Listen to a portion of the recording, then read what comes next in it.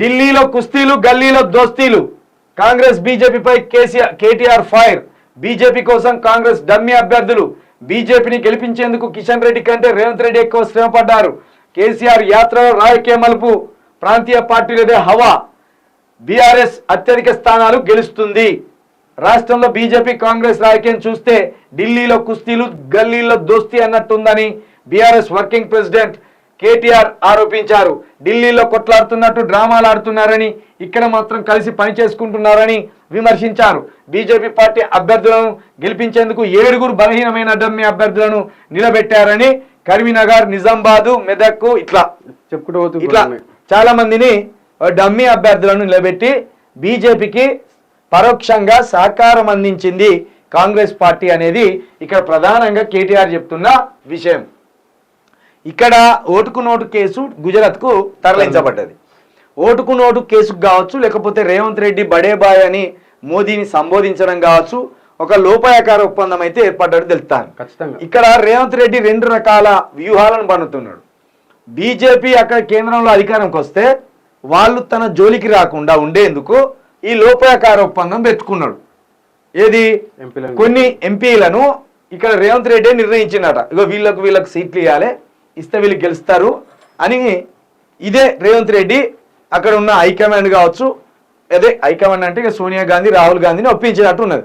అయితే ఆయన సూచించిన అభ్యర్థులు ఎక్కువగా డమ్మీ క్యాండిడేట్లను ఎంచుకున్నాడు ఆయన.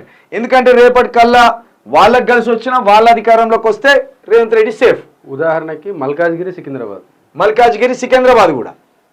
అయితే ఒకవేళ బీజేపీ అధికారంలోకి వస్తే ఈయన తెర వెనుక సహకరించింది కాబట్టి ఈయన కేసు విషయంలో కావచ్చు, ఈయన సీటు విషయంలో కావచ్చు భరోసా ఇస్తారు.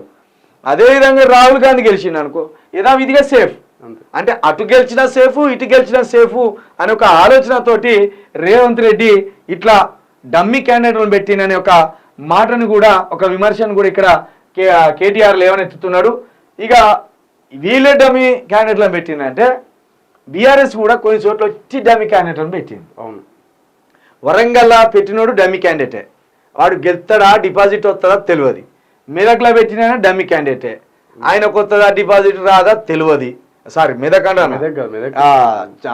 చేవెళ్ళ ఎవరు జ్ఞానేశ్వర్, కాసాని జ్ఞానేశ్వర్, మెదక్ గెలవబోయే సీట్ అది. ఇక ఇట్లా చాలా దిక్కులో వీళ్ళు కూడా ఒక 4-5 అభ్యర్థులను డమ్మీ క్యాండిడేట్లను పెట్టింది. ఎందుకంటే డమ్మీ క్యాండిడేట్లు అంటే పెట్టాలని పెట్టుడు కాదు, ఒకటి ఓడిపోయిన పార్టీ, అధికారానికి దూరమైన పార్టీ కాబట్టి ఇప్పుడు ఏం చేయాలని తెలియక వచ్చినట్టు వీళ్ళు టికెట్ ఇచ్చుకుంటూ పోయింది. దీనివల్ల ఇటు బీజేపీకి కావచ్చు, కాంగ్రెస్ కావచ్చు కొన్ని చోట్ల విజయం నల్లేరు మీద నడక లెక్క సాగిపోతుంది, అది కూడా ఉన్నది. కాబట్టి ఇక్కడ అసలు ఎంపీ అభ్యర్థులకు సంబంధించి ఇటు బీజేపీకి దొరకలే, అటు కాంగ్రెస్కి దొరకలే, ఇటు బీఆర్ఎస్ కూడా దొరకలే. ఎంపీ అభ్యర్థులు దొరకలే కాదు, బీఆర్ఎస్లో ఉన్న వాళ్ళు చాలా మంది బీజేపీలోకి వెళ్ళారు. బీజేపీలోకి వెళ్ళి ప్రకటించినాక బీజేపీలోకి వెళ్ళిపోయింది. ఇప్పుడు కావ్య ఆమె కదా, అట్లా బీఆర్ఎస్కి చాలా చోట్ల మైనస్ అయిపోయింది. ఎందుకంటే టికెట్లు ఇచ్చే ముందు వీళ్ళు జంప్ అయిపోయారు. ఇక వీళ్ళు కూడా ఏం చేసిందంటే 10 సంవత్సరాల్లో కొత్త నాయకత్వాన్ని ఎక్కడ కూడా పెంపొందించుకునే ప్రయత్నం కానీ డెవలప్ చేసే ప్రయత్నం కానీ చేయలే. ఉన్న దరిద్రులను చూసే మురిసిపోయిన్లు. ఈ ఉన్న దరిద్రులు మా బానిసలు ఎక్కువ ఉన్నారు, ఎక్కడో అక్కడ సైలెంట్గా ఉన్నాడు, ఈ బానిసలతోటి పని కానిచ్చేద్దాం అనుకున్నారు. కానీ ఈ బానిసల అవకాశం వచ్చినప్పుడు గోడ దునికి పారిపోయే బానిసలని ఈ కేటీఆర్ కానీ ఆ కేసీఆర్ కానీ ఆలోచించలేదు.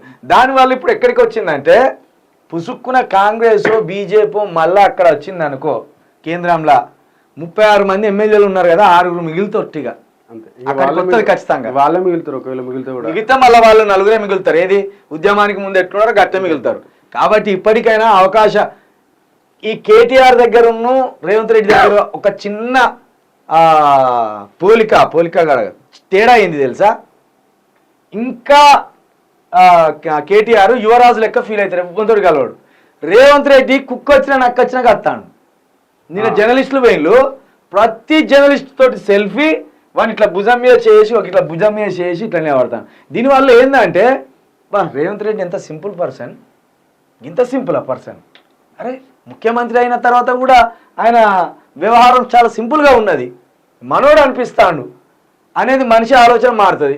ఇక ఈయనను కలవాలంటే నాయన యుగాలు తరాలు పట్టాలి.